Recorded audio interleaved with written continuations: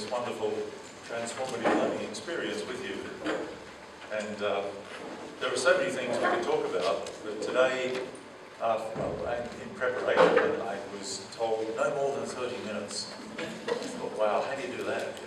I want to talk about global issues and bring them down to local levels. 30 minutes sounds crazy. Until yesterday when I had to talk for 5 minutes, and I thought, well, 30 minutes is great now. So, there's a strange label up there, ST²EAM. I don't know how to pronounce it actually. I created it, but I can't pronounce it. So maybe at the end of this talk, we can find a way of saying that. So STEAM, with a T-squared education in the Anthropocene. And that was mentioned yesterday by Professor Mahej, who gave us the welcome talk. And I'll explain that a little bit. I think that's central to our understanding of the crises that we face and the solutions that we might generate to understand the geological and geophysical era that we've now entered into as planet Earth. So what I intend to do, very, very briefly, in the next little while, is to explain this equation or formula, and this will speak to the mathematics educators in the audience, if nobody else. STEM plus A plus T equals ST²EAM. And you might have guessed that my first degree was in physics with a minor in mathematics. That's about as close as I get to quantitative research. And why do we need it? Why do we need it for sustainability education? Now, as I said, my background is in STEM. I had a degree in physics and I taught physics and mathematics in secondary schools in Australia before I branched out into other disciplines including sustainable development, anthropology and psychology and philosophy and so on, which I think makes STEM educators much more adaptable to the world. So, yeah, it's an exciting time, isn't it? We have this, as Amelia told us, this fourth industrial digital revolution happening around us in really quick time. And it's almost too much, because just trying to set this Mac up this morning to get this projection on the image, my first panic was, where's the IT officer? Amelia also mentioned Sophia. That's the lovely, attractive humanoid who's become the first recognised human citizen of Saudi Arabia. So we're now entering this really interesting era of artificial intelligence. And you can see beneath Sophia, that's the car that we will all be taxiing around in, a self-drive, three-dimensional moving taxi, and they're already have them up and running. I'm not sure about you, but I'm not quite ready to get into one of those and go anywhere soon. We've already gone to Mars, and we have the Mars rover. If you go online to the NASA site, you can go and look through the camera lens of the Mars rover as it tracks across Mars. I mean, that is incredible, isn't it? You actually feel like you're there. And so on and so on. I mean, STEM is offering us so many possibilities. But it does come with a little bit of a warning. And here we have two very highly advanced humanoids out to dinner. And you can see they've chosen a pretty exclusive restaurant because they're highly intelligent. And I don't know if you read that, one says to the other, that's crazy, my parents were vacuum cleaners too.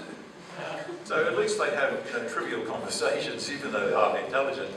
And we have this notion of the technological singularity. And there's various speculations about when artificial intelligence and human intelligence will coincide. Let's say human intelligence, just to pretend, because it's all over the place really. But let's take the average. And artificial intelligence is really rapidly approaching it, and many people would say it's about to go beyond. So that has interesting ethical implications. The Turing test is a test of, can you tell the difference between a robot and a human being? There's a wonderful movie called Ex Machina, which really confronts us with a whole bunch of ethical dilemmas about the interaction between people and highly advanced humanoids. I highly recommend it. You can get it on Netflix. I was really drawn in by it. So here we have some big challenges already with us.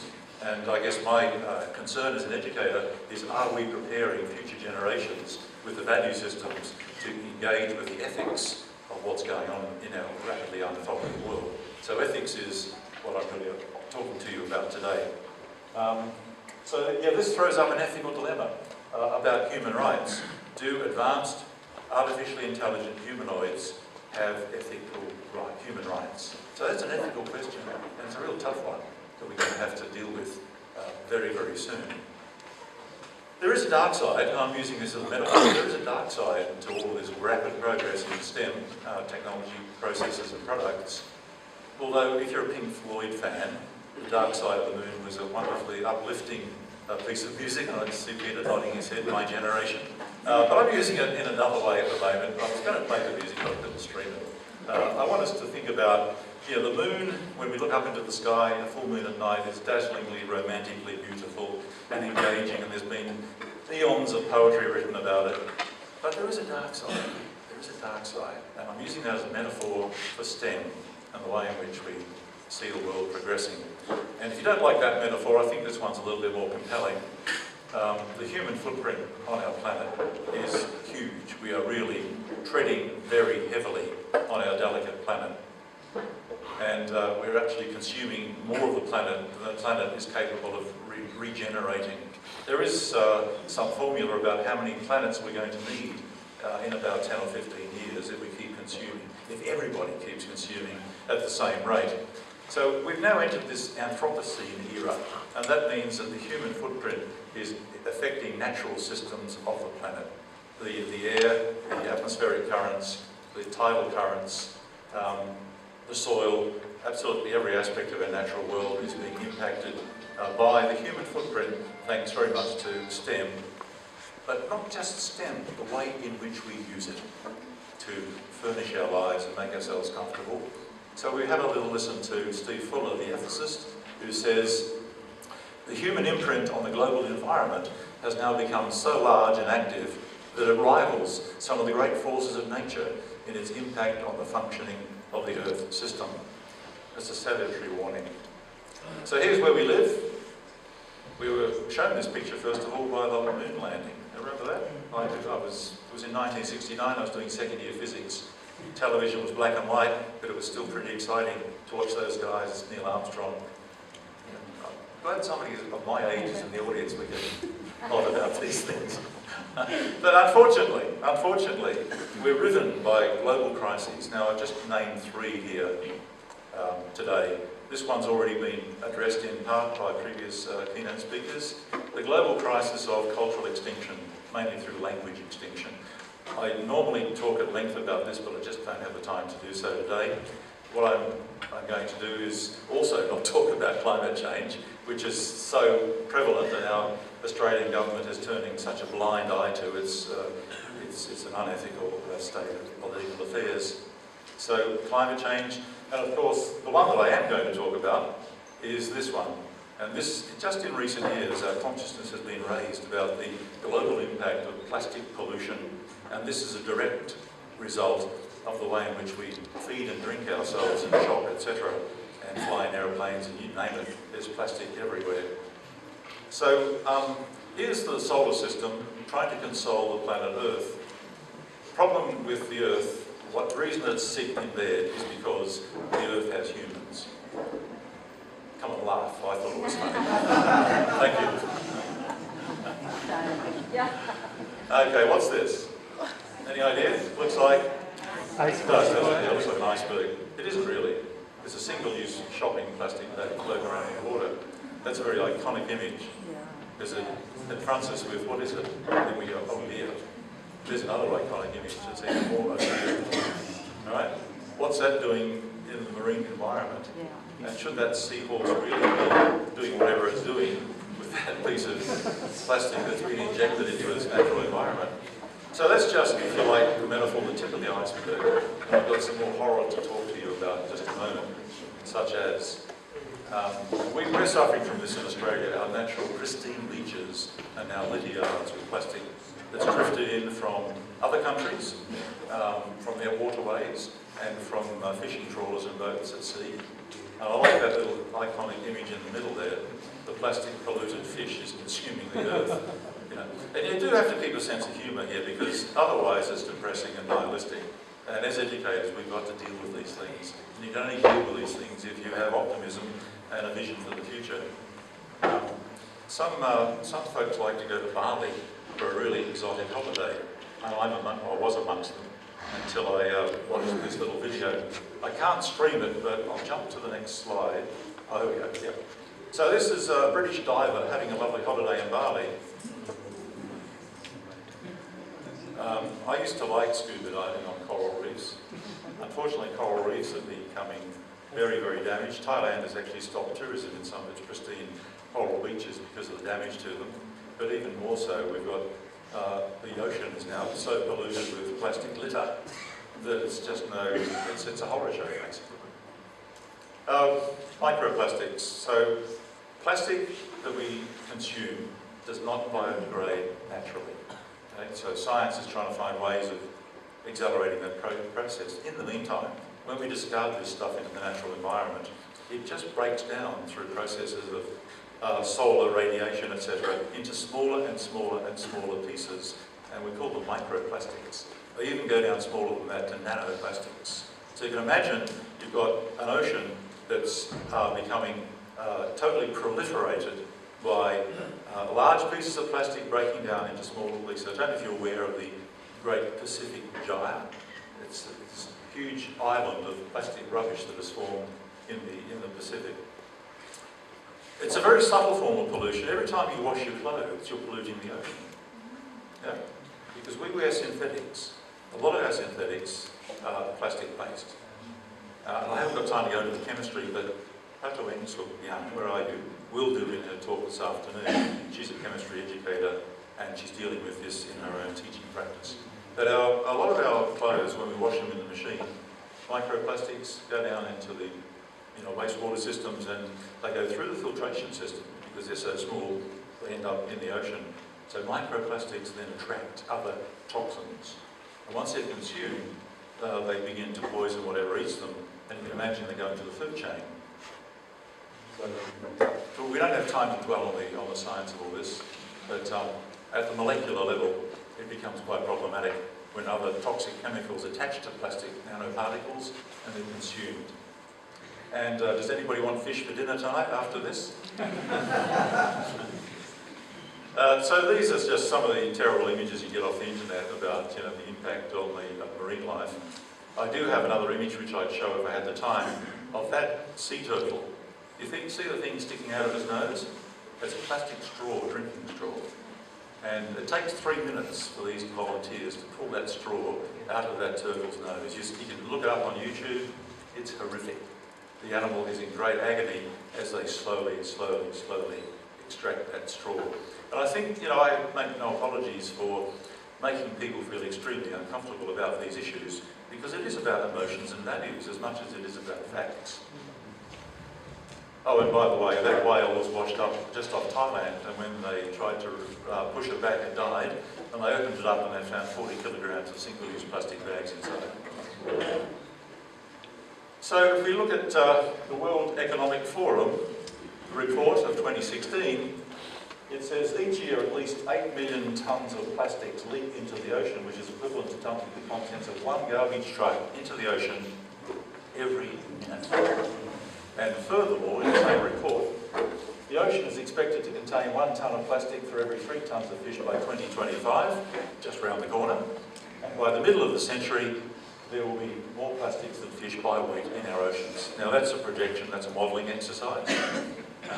Presumably there will be plastic deniers, like there are climate change deniers, and there's a few of them in the Australian government at the moment. I think that's a very iconic image. This one. What are we leaving to our kids in the future? I mean, we have to take an intergenerational perspective on sustainable development, and that's quite evocative to me. So the ethical dilemma that I've been dealing with here is one of the convenience of single-use plastics versus the cost to the environment. And it's this ethical dilemma process that I'm going to lead us to in a moment. I would argue very strongly that STEM education can't stand alone. It really needs to have values education intersecting with it, so that when we teach kids about the great triumph of history that's now manifesting itself in STEM, and they go out into industry and the workplace and they want to become engineers and rocket scientists, etc., or even purely consumers in the local shop, doing shopping and deciding whether to take a plastic shopping bag home or not. They need to have ethical values to make these moral decisions on. And I really argue strongly that STEM educators have a moral responsibility. So what we need to do is ask the question, how can we inspire STEM educators to enhance their moral agency? Now, moral agency is about the ability and the commitment to act, not just to believe, but to do something. To step out of your comfort zone, push back against the existing curriculum and assessment structures that favour objective knowledge, and not dispense with it, but to combine it with values education. So there is a big challenge in suggesting that, of course, because STEM educators tend to grow up with the hegemony of STEM objective knowledge, and that's about antithetical to values and emotions. We have teacher-centred STEM pedagogies, and we have a privileged STEM curriculum silos. So the big STEM movement around the world, if it's turning a blind eye to the philosophy of education, very little will change apart from the label. And education is very, very good at the fashion industry. And I've been in the game for over 35 years, and I've seen the language, the fashion game come and go. And academics get their kicks out of new language labels and taking new perspectives and covering old ideas up with them. So unfortunately, this is a little bit of our experience, and I've been in these situations as both a teacher and a student over on the long haul. And I am overstating these things a bit, I know, and there are many great innovative STEM teachers in the audience today. But just, bear with me for a moment, because I want to kind of give you a bit of a kick in the ribs here. So this is the traditional perspective on teaching and learning in STEM classrooms, consolidated by assessment systems. Good, I'm glad you laughed. You can laugh and cry at the same time, I think, because the assessment tail wags the curriculum dog. So no matter how innovative you can be with your curricula, and I was having a conversation with someone this morning about this, if you've still got standard curricula assessment systems, you're not moving very far. Because assessment carries the values with it. This is what we value when we assess, therefore you must teach to that, no matter how innovative the curriculum might be. Okay, so to meet that challenge, would you pass me a bottle of water? Yeah, thanks. Ron, was there a polite way to drink this? Sorry.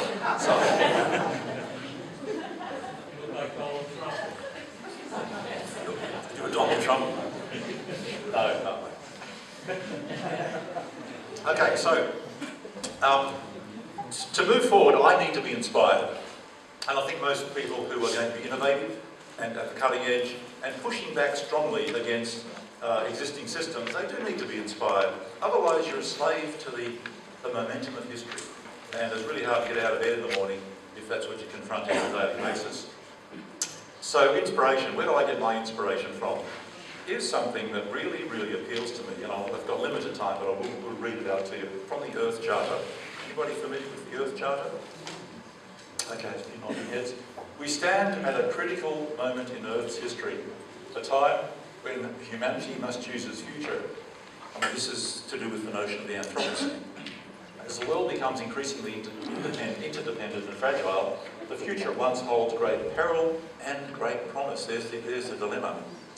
To move forward, we must recognise that in the midst of a magnificent diversity of cultures and life forms, we are one human family and one Earth community with a common destiny to survive and thrive. We must join together to bring forth a sustainable global society founded on respect for nature, universal human rights, economic justice, and the culture of peace. Towards this end, it is imperative that we, the peoples of Earth, declare our responsibility to one another, to the greater community of life, and to future generations. And I find that very uplifting. And I'm just so pleased that there are organisations around the world that offer that invitation to us, that we can use as a guiding light in our educational policy making, in our practices, and in our educational research endeavours. Another source of inspiration is the recently released report by the United Nations called Transforming Our World, the 2030 Agenda for Sustainable Development. It's worth a read, the whole document, but I can just pull out one little paragraph for today. Education that engages young people in debate about their ethical convictions, about environmental, political, socio-cultural and economic issues, giving rise to a possible transformation of their values and their beliefs. And as a STEM educator, I'm committed to encouraging and bringing that into STEM education. Another source of inspiration, here's a man that I just discovered recently. I don't know how many people know him, Sadhguru. He's currently on a tour of India. His program is called Youth Truth. And he's speaking to college and university students all over India en masse. And it's wonderful. There's lots of videos up there, and the students get to ask him questions about their lives. You know, how do I survive this crazy, corrupted world that I'm entering into after my education? And he speaks spiritually and from the heart with wonderful philosophical advice, but very much grounded in people's day-to-day daily activities. And I'm looking forward to this afternoon's keynote address because I'm sure we're going to be equally inspired. And I'm not offering one guru, but I'm not sort of doing that. I'm saying Buddhism, Islam, and I know from my doctoral students such as Yuli Ramwati here, who's brought Islam into her doctoral research as a source of inspiring spiritual and emotional values. And she's going to be talking today, and I'll mention her again in just a moment. So all the major religions at the very highest level offer us spiritual guidance. We must also acknowledge that right at the moment it's the 150th anniversary of the birth of Mahatma Gandhi, and he continues to be a very inspiring thought leader. This inspires me. I took this photograph from the bedroom window of Dulika Lodge last time I was here. Okay, that's what it could look like. Now, the registrar blamed air pollution from the Kathmandu Valley for our current situation. I think it is that, yes, but it's more than that. It's about the late disappearance of the monsoon. And that was in the local newspaper just the other day. And it's suggested that that's one of the implications or consequences of climate change. The weather patterns are shifting into unpredicted patterns. So usually this time of year, there's a clear view, at least between 5:30 a.m. and 6:30 a.m., which is when I took this photograph. There's another one in the bottom corner there. I took that one myself as a selfie, the first ever selfie, up in Langtang back in 1977.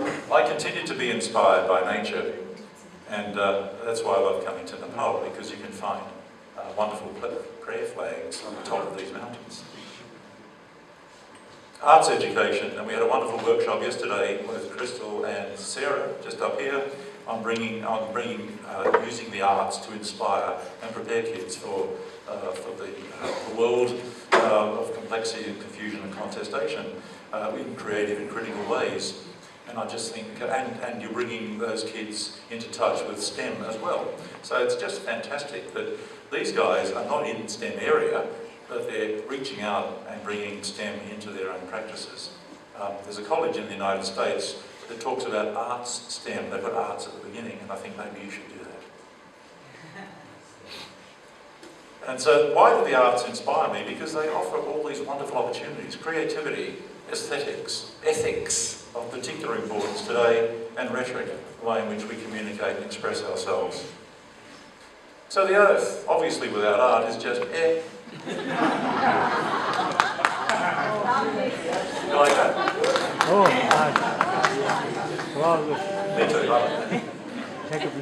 Okay, so we need an inspirational philosophy of learning for sustainable development. And that's where, over the 20th century, we've been inspired by many people. Here's a subset of them. I won't begin to unpack them at this point. Jack Mesereau, Carol Gilligan, Parker Palmer, John Dewey, Paulo Freire, and Abraham Maslow, just to mention a few of the giants who have been very influential on my way of thinking and practicing as a teacher educator, and a research supervisor. So from those learnings, I have distilled these principles, which I shared with you yesterday morning. And again, I don't have time to unpack them all, but connecting first and foremost, and that's what I think we should be endeavouring to do at this conference, because not connecting is so easy to do. To live in social isolation, and to be suspicious, and to be xenophobic, and to develop hatreds because of the culturally different other. And that way it be the people living next door, they don't have to be the people in another country. Engaging in social critique, which in fact is very easy to do. It's all about this, isn't it? You know, what's wrong with the world out there? forgetting that we should, those three fingers are pointing back at us. What's our culpability? What's our agency here? And that couples really nicely with the notion of self-reflection, understanding that, we have massive egos that need to be fed on a regular basis, minute to minute, by receptive others who we hijack into our ego fields, and hopefully they give us a sense of well-being and pride. So that's a pretty negative kind of way to live. So transformative learning is about deconstructing that egotistic, narcissistic approach to life and opening up to the other. And obviously we need to be engaging in ethical envisioning of the future. And as I think was it yesterday morning, the registrar of Kathmandu University enjoined us to commit ourselves to doing something, to making the world a better place, not just sit around and complain about it, which is also very easy to do, and I do that a lot too.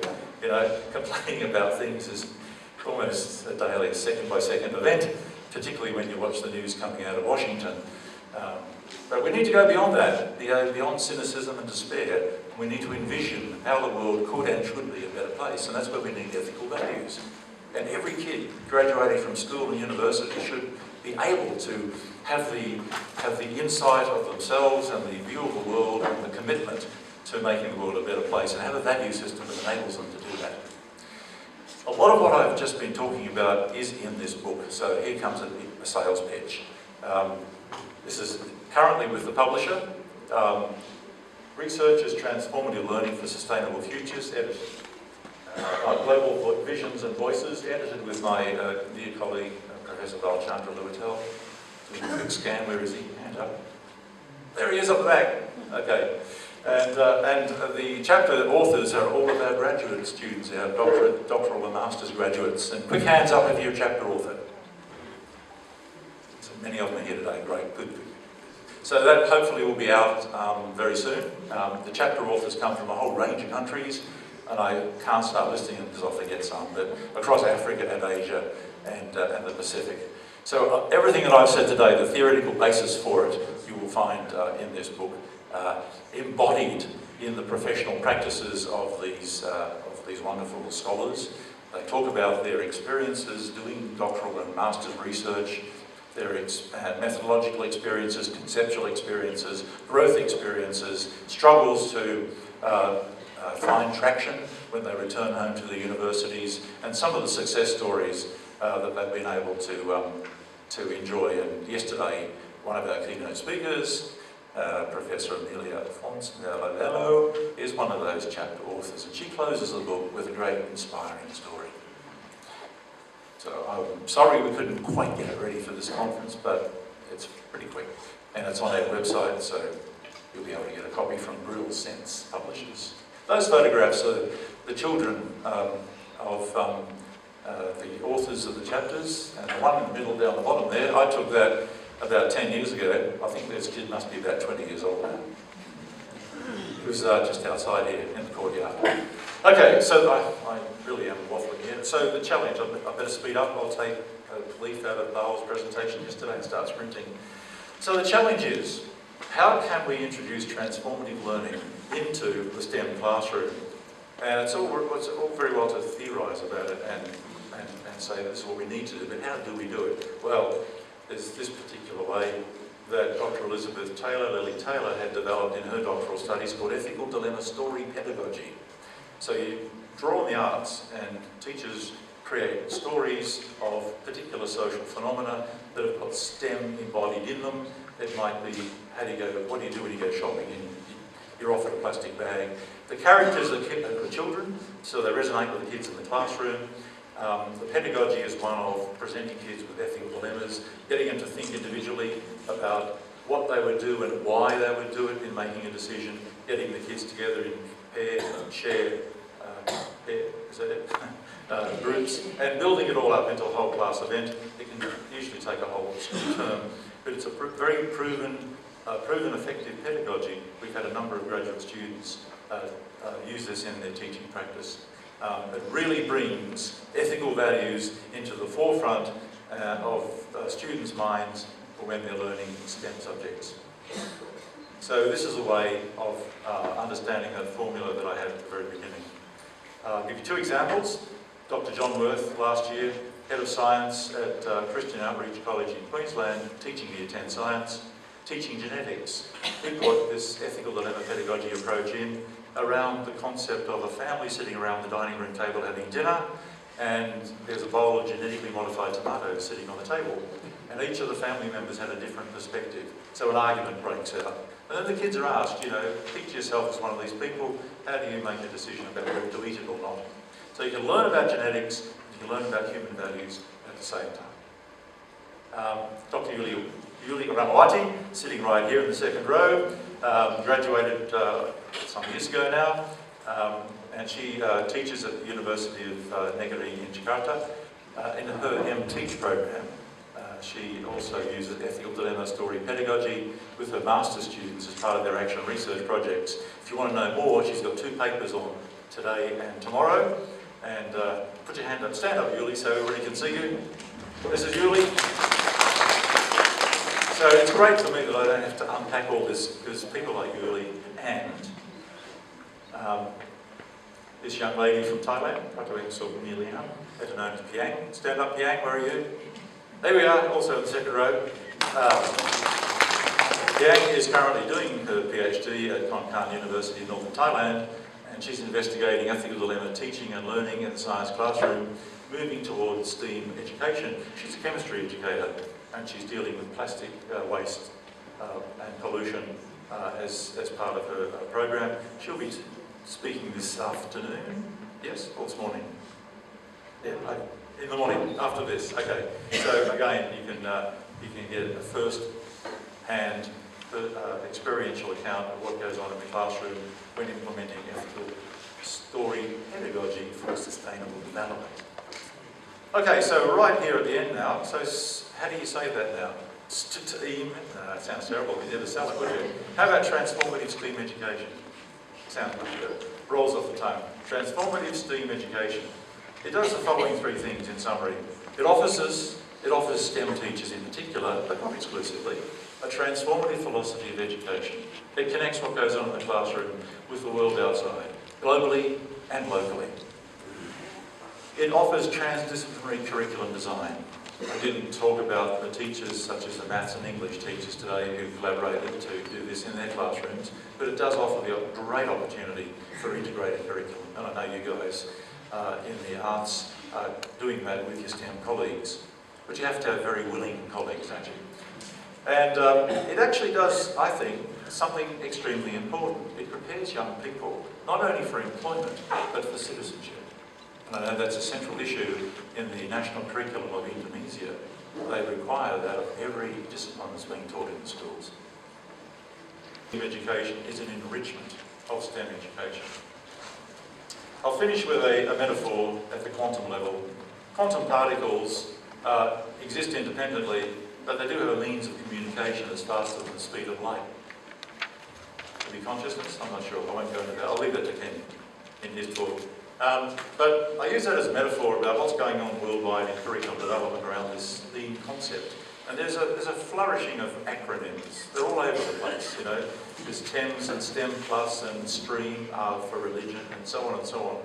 So transformative STEAM education sits amongst a growing mass of new innovative possibilities that are taking place around the world. I've just been asked to go to Hong Kong in June next year to address the concept of STEAM education for sustainable development at the Ocean Park of Hong Kong, which is a major conservation centre. They're going to have a big international conference, so a lot of enthusiasm growing, particularly in the region, if not in Australia. So, takeaway, if you forget everything I've said, the takeaway message: think global, act local, and in particular with plastics, reduce your use, reuse your plastics, and recycle. The 3 R's. All educators should go from the old 3 R's to the new 3 R's. Dhanyavad.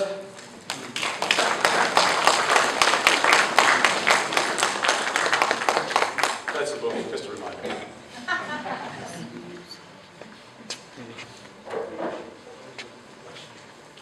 How's it going? gentlemen, the floor is open for questions. Here we need to test it before.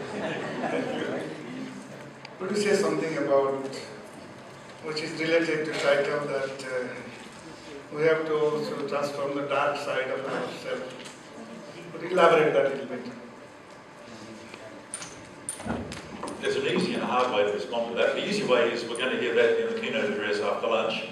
In fact, we're going to hear some of that from Ken. Transforming the dark side. What is the dark side? Well, it's that self-centered, narcissistic, Me Too kind of thing that my generation invented when we had our cultural revolution in the West in the 1960s and 70s. We created an individualized, fragmented society. Well, some of us did anyway. And the mantra was, if it feels good, do it. And now we're reaping the rewards of that. We have this postmodern fragmentariness in the world around us. And it's embedded in us as individuals. We live in an increasingly competitive and contested, confusing and chaotic world, and we tend to sort of retreat into ourselves and point the finger at everybody else because nothing's stable anymore. So this is an egotistical issue. We need to be able to deconstruct that ego and find out what the true self is inside. That's as close as I'm going to get to something spiritual that I'm sure Venerable Sue is going to speak to this afternoon. So is that a good response to you? Okay. My query is first, it really touched me. Thank you, Lisa. Because being a teacher, I always go inside the classroom, and the curriculum that we teach is not producing the manpowers or the citizens that the nation or the society requires. So maybe the thing that we are teaching is like science focused more, and we expect value-based citizens more. It's not compatible, which you have really shown it. And the transformation, the state added the arts, and then what was next? I forgot that one. But once the values are added, it's became more inclusive. And since it transferred, my query is, nowadays as the society is changing, especially the science, math, engineering, they are more simulated with the computer, artificial intelligence. And maybe in the future, I wonder, I just want a suggestion, where we will end up with only value-based education or not. Thank you. Where will we end up in the future? Only with the values-based education. Is that your question? Or not. Or not? Okay. Well, because I can see the future, that's very easy to answer. I fear for the future if we don't have values education alongside STEM education. I imagine we'll be dying out as a human race. We'll be irreparably damaging the Earth. And so NASA will win because they'll be selling tickets to Mars. We'll have to transmigrate. In fact, that's what we've been doing in human history, isn't it? Transmigrating. And that's continuing into this very day. We've had some big problems in our huge neighbouring country here, starting with C, about transmigration. We really need to address the future. It's an intergenerational issue, and UNESCO's Sustainable Development Goals urge us to consider, if not ourselves, then our children and our children's children. We can't simply exist in a triumphalist way in relation to STEM, as many STEM programs tend to do. We really need to moderate the excesses. Now, there's an interesting question here. Is it STEM in and of itself, or is it the humans that use this stuff and abuse it? You can have a big philosophical debate about that, and there are voices on both sides of that equation. Some say that the science and the technology is inherently evil. Others say, no, it's the way we use it. And you can think about Nazi science and the way they developed the rocket program in World War II to bombard London. And that rocket program evolved, thanks to the research of Dr. Lily Taylor here, into NASA's moonshot program. So, we have to ask ourselves, is science inherently evil, or is it the way we use it? And is it the way we teach it? And I think the way we teach it is largely implicated in the way in which we use it. So teaching is at the centre, it's the absolute core, it's at the heart of preparing our future generations and the coherence and carefulness and critical and creative aspects of society. Okay, that's That's all I can say to you. Just a comment. Yes. Without transformative education, the future is going to make a mess in Mars. You're right, you know, because there's a current debate about the exploration of Mars, putting rovers on the surface, and the big problem there is that we're taking Earth bacteria and we're putting it on the Martian landscape. So this is a little bit like Heisenberg uncertainty principle, which says, you know, whatever you observe, you affect at the quantum level. So we're now having it at the cosmological level.